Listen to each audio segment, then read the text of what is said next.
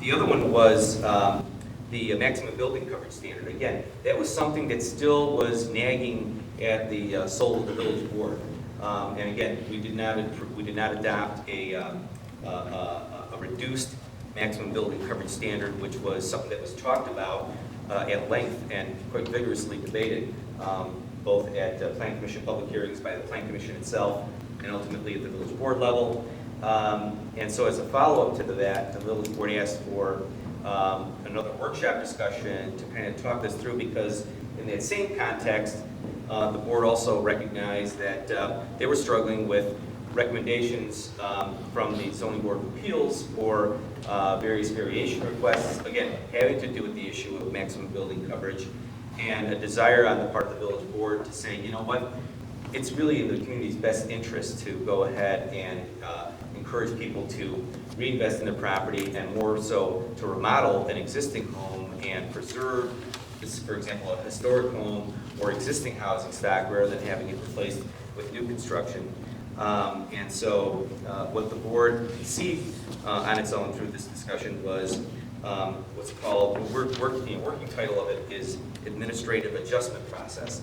And that's something that we need to get back to the village board. And I think the concept behind that is that so that there isn't this dissonance between the ZBA strictly applying standards of zoning variation and the board wanting to, as a land use policy, trying to encourage the preservation of existing housing stock, especially with both the diversity and historic value of those properties, that they thought that maybe a scooch of, say, 200 square feet of additional coverage, since that seemed to be kind of the pattern that was evolving over time, that would be something acceptable, and as a result, why have this person go through the hassle of, maybe $1,000 expense for a publication, a public hearing notice, 3 months time goes by, and all of a sudden they lose the building season for a dream addition or and the like. So that's what the village board has asked us to do, and we hope to have that on the agenda shortly. And really what it would amount to is that instead of even going before the village board, if these kind of variation requests come in, it would be administered by staff. It's saving people the time and expense, but yet being faithful to the zoning code. So it's really kind of a nice win-win. The other one is the YMCA redevelopment project. This is something that the village board touched over a period of about 4 months. A lot of questions were asked. There was a lot of clarification as to the developer's intent, and really you could tell that the board, that despite the preceding process of a public hearing and the Plan Commission review, the board had to get comfortable with it with itself, and so additional conditions were conceived and applied to that redevelopment project. Another example is the theater. In this case, we're struggling with how do we secure the village's interests of a $1 million investment into on the issue of an operating covenant, and a trustee conceived solution was to purchase a facade easement, which worked out perfectly.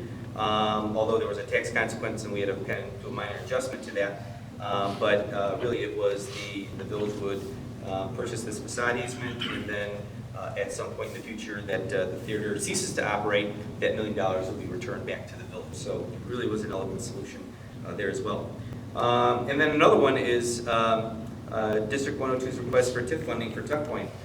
This was something that came up before the village board earlier this year, I believe in January.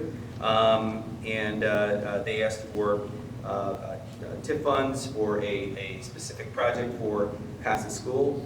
And a trustee conceived solution was to declare a surplus of TIF funds and effect an early distribution rather than wait until the district would be completely dissolved, which wouldn't take place until January of 2010. So again, an elegant solution to address a community issue as it related to that particular matter. And then finally, other ways in which the manager interacts with the board is is when things from the external environment create an issue that requires immediate attention. And I think the more current one ones on that would be the pawn shop issue and pedestrian fatality. So in summary now, to kind of really completely summarize or synthesize the interaction between the manager and the board. The board's decision-making model is to use consensus building process. The village manager aids in the consensus building process by providing the village board with facts, best practices, and industry standards, connecting the dots for the village board in terms of how does this particular measure meet or is it furtherance of achieving the strategic goal. And then finally, the manager aids in the consensus building process with his or her own read and knowledge of individual concerns, trustee concerns, that he or she attempts to incorporate into a more complete and well thought out proposal. So that really kind of delves with the middle part of the agenda, and now I want to talk to you about the citizen input part and how does the manager work with citizens. The village receives public input through a variety of channels, through advisory boards and commissions. Those action items are referred to those advisory boards and commissions through a statutory process or by the president or the manager.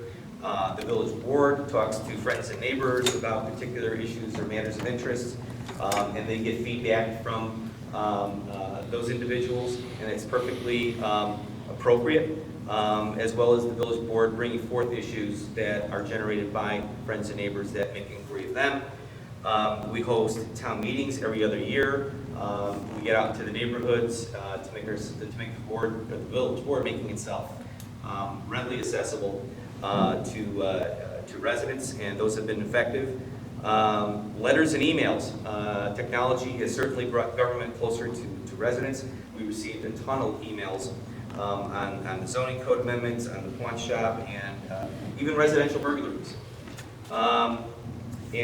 Speaking of technology, we also are trying to continuously improve the manner in which we use the village's website and email blasts. People do respond to that. At a minimum, many people just simply respond with acknowledgement saying, hey, thanks, good work, or can we look at this, and the like. People also respond, we like to say, in their actions. And the best example of that is with the recent residential burglaries that have plagued us for several months. We're getting a number of calls from residents reporting suspicious activity. And let me tell you, that has been really, really important with respect to apprehending individuals and developing information and the like as a result of the police department being able to respond to those calls, engage suspicious individuals in conversation and the like. The other one is that one person can make a difference. At a town meeting a couple of years ago, a single person indicated a desire to establish a pedestrian crossing at 47th Street and 9th Avenue, and the next day we were out there measuring sidewalk squares and the like, and providing for pavement striping and signage and so forth. And finally, the way the manager interacts with the community are through community meetings. These don't happen very often. These are opportunities. It's like a relief valve where residents express anxiety, fears, and frustrations. An example of that is the unfortunate homicide that occurred on the east side several years ago. That was an opportunity for the neighborhood to vent and express that frustration and anger with respect to policing, education, job opportunities, and the like. The outcome of that was President Asperger conducting a series of roundtable meetings with community leaders to better coordinate services and interaction